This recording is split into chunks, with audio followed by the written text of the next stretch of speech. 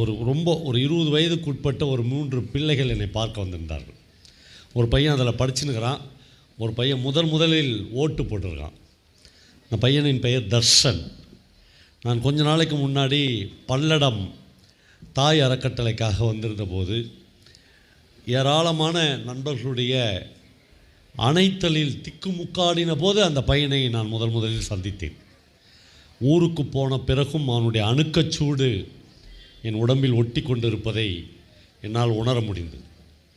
அடுத்த நாள் காலையில் அந்த தம்பி எனக்கு ஃபோன் பண்ணி, நான் உங்களுக்கு ஒரு gift கொடுத்தேன் பார்த்தீங்களாண்ணா என்று கேட்டான்.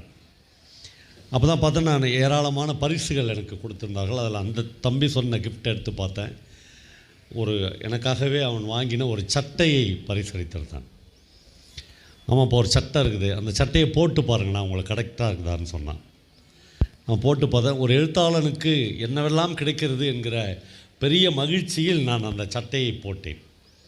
அதெல்லாம் செய்தியே இல்லை. அதுக்கடுத்து அந்த பையன் சொன்னான், இன்றைக்கி காலையில் 5 மணிக்கு, ஞாயிற்றுக்கிழமை, இன்றைக்கி காலையில் 5 மணிக்கு நான் எழுந்து 11 மணி வரலும் வேலை பார்த்தேன். 11 மணிக்கு உங்களுக்கு சட்டை வாங்குவதற்காக 650 ரூபாயை சம்பாதித்து விட்டேன். ஆனால் வேலையை நிறுத்திட்டு உங்களுக்கு போய் சட்டை வாங்கி நேராக வந்தேன் என்று சொன்னான். ரொம்ப மனம் கலங்கி போய் அந்த பையனை என்ன வேலை பார்த்தேன் என்று கேட்டேன். அந்த தம்பி சொன்னால், கிட்டத்தட்ட ஒரு 20-25 வீடுகளுக்கு மட்டன் எடுத்துகிட்டு போய் கொடுத்துட்டு வந்தேன். ஒவ்வொரு வீட்டுக்கும் இவ்வளோ காசு கொடுத்தாங்க. அந்த காசில் உங்களுக்கு ஒரு சட்டை வாங்கிட்டு வந்தேன் என்று சொன்னார். அந்த தம்பி இவ்வளோ வீடுகளுக்கும் மட்டன் வாங்கின்னு போயிட்டு தான் வீட்டுக்கு ஒரு 1/2 கிலோ மட்டன் வாங்கின்னு போகலை. தனக்கு பிடித்த ஒரு எழுத்தாளனுக்கு ஒரு சட்டை வாங்கி கொடுக்க வேண்டும் என்று அந்த பையன் இன்றைக்கு என்னை பார்த்தபோது ரொம்ப கதி கலங்கி விட்டேன். எழுத்தாளர் பிரபஞ்சனுக்கு நாங்கள் எல்லாம் சேர்ந்து சென்னையில் ஒரு மகத்தான விழா நடத்தினோம். அது விழா இல்லை, அவர் ரொம்ப கஷ்டப்படுகிறார் என்பதற்காக ஒரு 10 லட்சம் ரூபாயை கலெக்ட் பண்ணி அவருக்கு கொடுக்க வேண்டும் என்று நாங்கள் விரும்பினோம். அப்போ 12 லட்சம் ரூபாயாக கலெக்ட் ஆனது. அதை பிரபஞ்சனுக்கு கொடுத்த போது அவர் அதை பெற்றுக்கொண்டு ஒரு வார்த்தை பேசினார். தமிழ் சமூகம் 3 வேளை இல்லை 2 வேளை உணவை எனக்கு உத்தரவாதப்படுத்தியிருந்தால் நான் இன்னும் சில 1000 பக்கங்களை எழுதியிருப்பேன் என்று சொன்னார். காலகாலமாக நாம் கலைஞர்களை, எழுத்தாளர்களை, உன்னதமான அறிவுஜீவிகளை பட்டினி போட்டிருக்கிறோம். காலமாக அவர்களை வறுமையில் வைத்திருக்கிறோம். ஆனால் தர்ஷன் மாதிரியான ஒரு சின்ன பையனுக்கு அந்த லிஸ்ட்டில் பவாச்சலதுரையும் வைத்து விடக்கூடாது என்பதற்காக ஒரு நல்ல சட்டை வாங்கி கொடுத்து விட வேண்டும் என்று தோன்றியிருப்பது தான் இந்த ஜெனரேஷனுடைய மாறுதலுக்கான ஒரு விஷயமாக நான் கருதுகிறேன். அந்த தம்பி இன்றைக்கு என்னுடைய அறையில் வந்து பேசி கொண்டிருந்த போது நம்முடைய பாராளுமன்ற உறுப்பினர் தோழர் சுப்ராயன் அவருடைய மகன் பாரதி, என்னுடைய நண்பர், அவரும் அந்த அறையில் இருந்தார். அவருக்கு ஒரே சந்தோஷமாயிடுச்சு. திருப்பூர்லேருந்து 3 பசங்க பவா தோழரை கண்டுபிடிச்சி அவருடைய அறைக்கே வந்துட்டாங்களே என்று அவங்களோட பேச ஆரம்பித்தார். பேசும்போது அந்த பையனை பார்த்து கேட்டார். அந்த பையன் இவர் சுப்ராயன் தோழருடைய மகன் அப்படின்னு அறிமுகப்படுத்துகிறோன்னே அவன் ரொம்ப கேஷுவலாக சொன்னான், சார் நான் உங்கள் அப்பாவுக்கு தான் சார் ஓட்டு போட்டேன், முதல் எலெக்ஷன், அதனால் உங்கள் அப்பாவுக்கு தான் ஓட்டு போட்டேன் என்று சொன்னார். கூடயே இந்த தோழர் லெனின் கேட்டார், என்ன சின்னத்துக்கு ஓட்டு போட்டேன்னு கேட்டார். அவனுக்கு தெரியல. நான் இங்கிருந்து தான் என் உரையை ஆரம்பிக்க வேண்டும் என்று கருதுகிறேன். அவனுக்கு தெரியாது என்று எனக்கு தெரியும். ஏனென்றால் எது சிபிஐ, எது சிபிஎம், எது லெஃப்ட் பார்ட்டி, எது ரைட் பார்ட்டி என்கிற செய்தித்தாள்களை கூட படிக்காத கிட்டத்தட்ட 99% மாணவர்களை இன்றைக்கு தமிழ்நாடு பெற்றிருக்கிறது. நியூஸ் பேப்பர் கூட அவங்க படிக்கிறதில்லை. புத்தகங்களை தவிர, வகுப்பறையில் சொல்லிக் கொடுக்கிற புத்தகங்களை தவிர, இந்த மாதிரி புத்தக கண்காட்சியிலோ வெளியிலோ ஒரு புத்தகங்களையும் அவர்களை வாங்குவதற்கு குடும்பங்கள் அனுமதிப்பதில்லை. மார்க்கு குறைஞ்சிரும் தம்பி, நீட் எழுத முடியாது தம்பி, டாக்டர் ஆக முடியாது தம்பி, ஒரு ஜொரன்னு போனால் ஒரு எம்ஆர்ஐ ஸ்கேன் எடுத்துருங்க என்று எழுதி கொடுத்து ஒரு 6000 ரூபாய் இல்லை 2000 ரூபாய் கமிஷன் வாங்க முடியாது தம்பி என்று சொல்லி இந்த மாணவர்களை அனுமதிக்காத ஒரு பணம் சார்ந்த உலகமாக சமூகமாக நாம் மாறிவிட்டோம். முழுக்க முழுக்க சுயநலம் மிக்கவர்களாக நம்முடைய குழந்தைகளை நாம் மாற்றிவிட்டோம். கிரியேட்டிவிட்டி என்பதை பற்றி இங்கு சமூக நல அலுவலர் பேசும்போது 2 வார்த்தை குறிப்பிட்டார். இந்த கிரியேட்டிவிட்டி என்கிற கல்வியை நம்முடைய குழந்தைகளிலிருந்து பறித்ததில் சமூகத்திற்கு அக்கறை இருக்கிறதோ இல்லையோ, மிக பெருமையான பெற்றோர்களுடைய பேராசை அதில் இருக்கிறது. நான் கொஞ்ச நாளைக்கு முன்னால் ஒரு நண்பர் சொன்ன ஒரு கதையை கேள்விப்பட்டேன். லண்டனில் ஒரு பெரிய பேக்கரியில் வேலை செய்த ஒரு தொழிலாளி அவனுடைய கிராமத்திற்கு போகிறார். Christmas time. ஒரு ஹார்ட் அட்டாக்கில் திடீரென அவன் இறந்து விடுகிறான். அவங்க வீட்டில் சம்பாதித்த ஒரே ஆள் அந்த பேக்கரியில் ரொட்டி கம்பெனியில் வேலை பார்த்த அந்த ஒரே பையன்தான், அந்த தலைவர் தான். அவர் இறந்துடுறார். உடனே அந்த குடும்பம் நிலை தடுமாறி 18-19 வயசில் இருந்து அவங்க பையன்கிட்ட அந்த குடும்பத்தினுடைய தலைவி ஒரு $200 கொடுத்து, அப்பா வேலை செய்த கம்பெனிக்கு நேராக போ, அப்பா இறந்துட்டாரு என்பதை கம்பெனி ஓனருக்கு தெரிஞ்சிருக்கும், நீ போய் கெஞ்சி கூத்தாடி அப்பாவுடைய வேலையை வாங்கி எப்படியாவது அந்த ரொட்டி கம்பெனியில் சேர்ந்து விடு என்று அந்த அம்மா அனுப்பி வைக்கிறார். பையன் ரயிலில் லண்டனுக்கு போகிற போது அவனுக்கு ஒரு எண்ணம் வருகிறது, நாமும் வாழ்நாள் முழுக்க அப்பா மாதிரியே ரொட்டி கம்பெனியில் தான் வேலை பார்க்க வேண்டுமா, நம்ம கையில் தான் $200 இருக்குதில்ல என்று யோசிக்கிறான். அதான் கிரியேட்டிவிட்டி.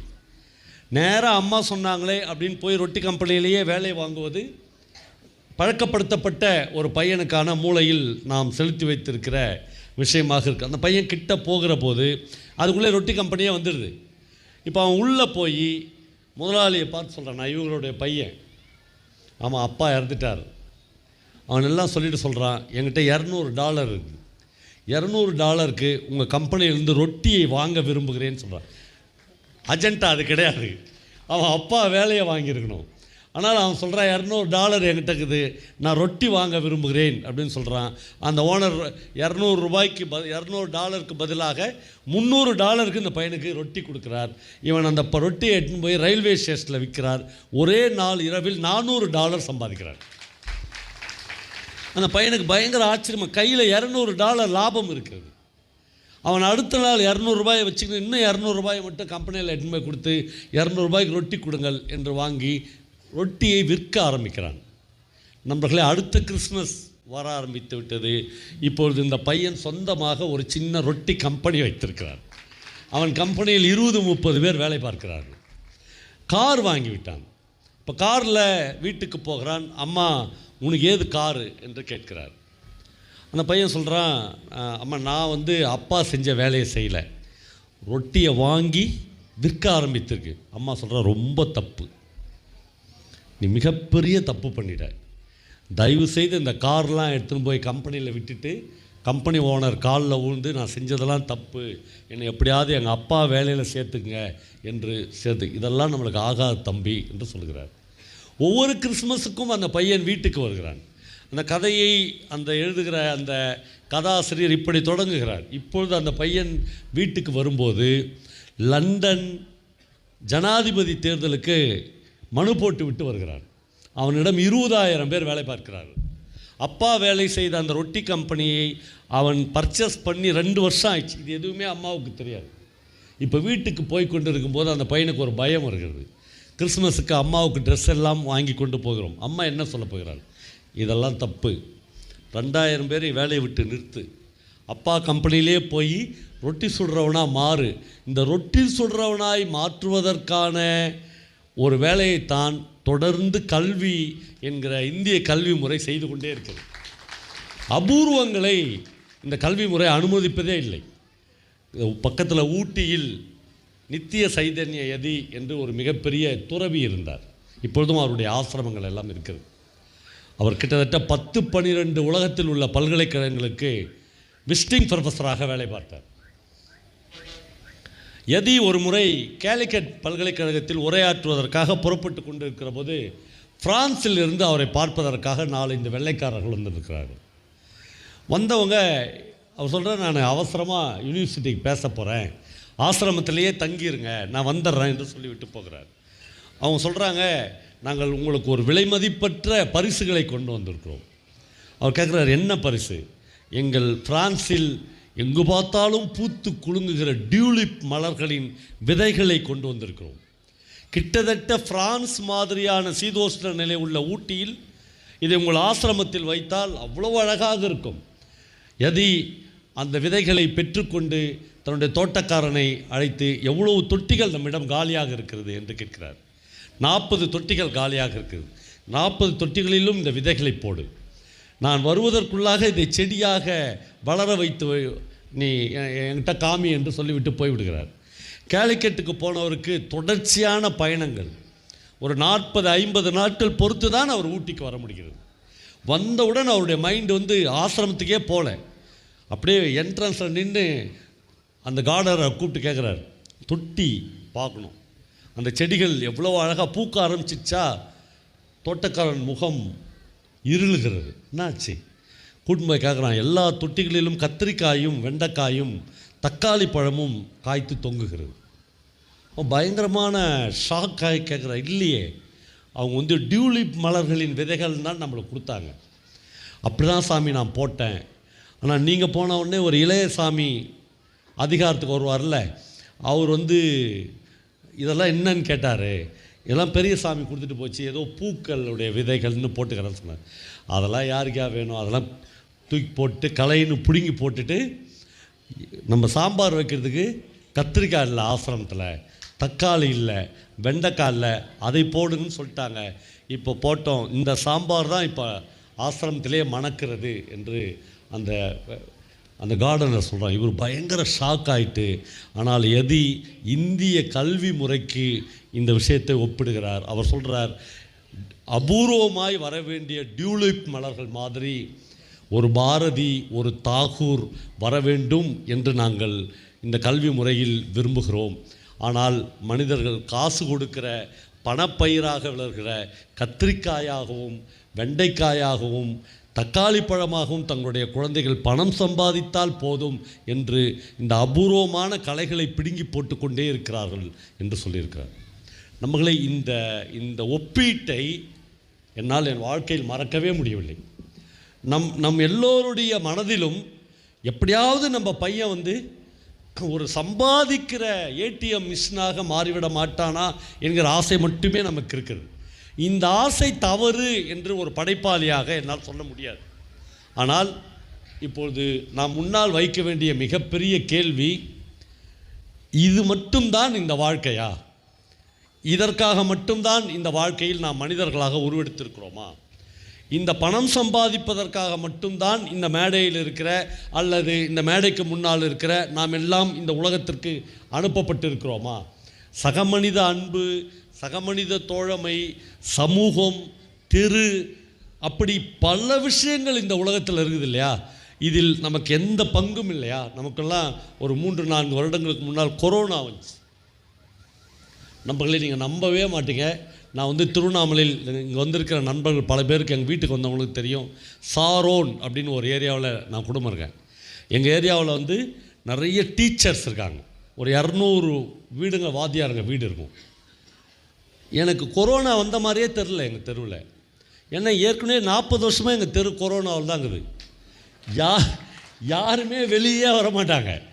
எவன் வீட்டில் எவன் செத்தாலும் இன்னொருத்தன் சக மனுஷனுக்கு வரவே மாட்டான்.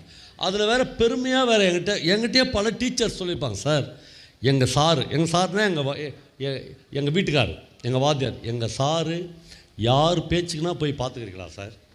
அவர் உண்டு, அவர் வேலை உண்டு. அவர் ஸ்கூலுக்கு போவார், வீட்டுக்கு வருவார். எவ்வளோ நல்ல மனுஷன் இல்லை. ஒரு பணத்தை கட்டிச்சு அந்த டீச்சர்னு அர்த்தம். ஒரு டெட் பாடியை கட்டிச்சுன்னு அர்த்தம். போடா 4 பேர்கிட்ட சண்டை வாங்கு, ஒரு நாள் ஜெயிலுக்கு போ, ஒரு நாள் கோர்ட்டுக்கு போ. என்ன ஆகிட போகுது? கோர்ட்டு ஜெயிலெலாம் எதுக்கு கட்டி வச்சுக்கிறான்?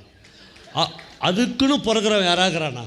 இப்போது போலீஸ் ஸ்டேஷன் இருக்குது சார், கோர்ட் இருக்குது, ஜெயில் இருக்குது. குற்றவாளிகளை யாராவது ஒரு தாய் பெற்று போடுவாளா? இந்த உலகத்தில் எந்த தாயினா பெற்று போட்டுக்கிறாளா? நாம் என்ன நினைக்கிறோம், இது நமக்கு இல்லை, நம்ம பிள்ளைங்களுக்கு இல்லைன்னு நினைக்கிறோம். நான்லாம் சொல்லுவேன், என் பையன்கிட்டே சொல்லிக்கிறேன், தம்பி நீ என்றைக்குனா ஒரு நாளைக்கு போலீஸ் ஸ்டேஷன் போ, அந்த எஸ்ஐ உன்னை எப்படி திட்டுறான் அப்படின்னு கேளு. இப்படி ஒரு லாங்குவேஜ் பேசுகிறோன்னு நம்ம எஸ்ஐயா வச்சுக்கிறோம், இதுக்காக நம்ம வந்து வெக்கப்படணும் அப்படின்னு தெரிஞ்சுக்கோ. நேற்று எங்கள் ஊரில் ஒரு இன்சிடென்ட் நடந்துச்சு. கதைலாம் சொல்லவே மாட்டேன் இளங்கோ, நான் அதெல்லாம் கதை சொன்ன காலம்லாம் போயிடுச்சு. நான் வந்து வேறு சில விஷயங்கள் பேசலாம். நேற்று இந்த ஊருக்கு வர்றதுக்கு முன்னாடி ஒரு இன்சிடென்ட் நடந்துச்சு. எங்கள் ஊரில் ஸ்னேக ஜோதின்னு ஒரு அம்மா, அந்த அம்மா பேர் ஏதோ இங்கிலீஷ், அந்த அம்மா வந்து ஜெர்மன் லேடி. அந்த அம்மாவுடைய அம்மா ரமணருடைய டிவோட்டி. 90 வயசில் ரமணாஸ்வரத்திலேயே அந்த அம்மா வந்து ரமணருக்கு சேவை செய்ய வந்து இறந்துட்டாங்க. ரமணருடைய ஆசிரமத்திலேயே, ரமணருடைய கல்லறைக்கு பக்கத்திலே அந்த அம்மாவையும் புதைச்சிக்கிறாங்க. இந்த அம்மா, இந்த சினேக ஜோதி வந்து அங்கே மியூசிக்கல் டீச்சராக இருந்தாங்க. அவங்களுக்கு இந்த ஆன்மீகம், இந்தியாவுக்கு போகணும் அப்படிலாம் தோணவே இல்லை. ஒரு கட்டத்தில் நம்ம அம்மாவுடைய கல்லறை எப்படி இருக்குதுன்னு போய் பார்த்துட்டு வரலாம் அப்படின்னு அந்த அம்மா ஒரு 40 வருஷத்துக்கு முன்னாடி புறப்பட்டு வந்துச்சு. வந்த அம்மா இங்கேயே தங்கிடுச்சு. அது எங்கள் திருவண்ணாமலைக்கே உள்ள சிறப்பு. அதனால தான் நான் சொல்கிறேன், யாரும் கிரிவலத்துக்குலாம் அடிக்கடி வராதிங்க. அதனால் ஒன்றும் இல்லை, அது வந்து அங்கேயே பிடிச்சி இங்கே கார்த்திக் ஸ்கூல்லாம் மக பார்த்துக்கிட்டோம், நீ இங்கேயே இருந்துரு அப்படின்னு இருக்க வச்சிரும். அவ்வளோ பிரமாதமான மண் அந்த திருவண்ணாமலை மண். இந்த சினேக ஜோதி அம்மா அங்கேயே தங்கிடுச்சு. தங்கி ஒரு வெள்ளை புடவை கட்டி அவங்க அம்மா மாதிரியே பயங்கரமாக டெடிக்கேட்டடாக வேலை பார்த்த ஆரம்பிச்சிச்சு. ரமணாசிரமத்துலேருந்து அந்த அம்மாவுக்கு ஒரு பங்களாவே கொடுத்துட்டாங்க. ஏன்னா ரமணருடைய டிவோட்டி இவங்க அம்மா. ஜெர்மனிலேருந்து இந்த அம்மா வந்து பெரிய ராஜாத்தி மாதிரி வச்சுருந்தாங்க, ஒரு இளவரசி மாதிரி அந்த அம்மா இருக்கணும்னு நினச்சி. ஒரு கட்டத்தில் அந்த அம்மாவுக்கு ஒரு குற்ற உணர்வு வந்துச்சு. நம்ம ஒன்றுமே செய்யலை, நம்ம அம்மா ஏதோ டிவோட்டியாக இருந்தாங்கன்னு நம்மளை ரமணாசிரமம் இப்படி பார்த்துக்குதுன்னு சொல்லிட்டு அந்த ஆசிரமத்துலேருந்து வெளியே வந்துட்டாங்க.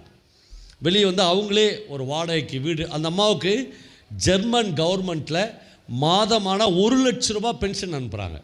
நம்ம இப்போ தமிழ்நாடு கவர்மெண்ட்லாம் பென்ஷன் முறையெல்லாம் ரத்து பண்ணிட்டாங்கல்ல, ஆனால் ஜெர்மன் கவர்மெண்ட்டு எப்பயோ மியூசிக் டீச்சராக அந்த ஸ்னேக ஜோதி அம்மாவுக்கு இந்தியாவுக்கு மாதம் 1 லட்ச ரூபா அனுப்புகிறாங்க. 1 லட்ச ரூபா நம்மளுக்கு வருதேன்னு அந்த அம்மா இப்போ வந்து அந்த அம்மாவுக்கு 92 வயசு. தன்னுடைய 82வது வயசில் 10 வருஷத்துக்கு முன்னாடி அனிஃபா அப்படின்னு ஒரு பையனை அவங்க வந்து தத்து எடுத்துக்கினாங்க. உடனே நீங்கள் கேட்கலாம், சார் இப்போது அந்த ஒரு முஸ்லீம் பையனையாக அந்த பையன் முஸ்லீம் பையனா இந்து பையனா நீங்கள் யாருக்குமே தெரியாது. அவன் பேர் தான் அனிஃபா.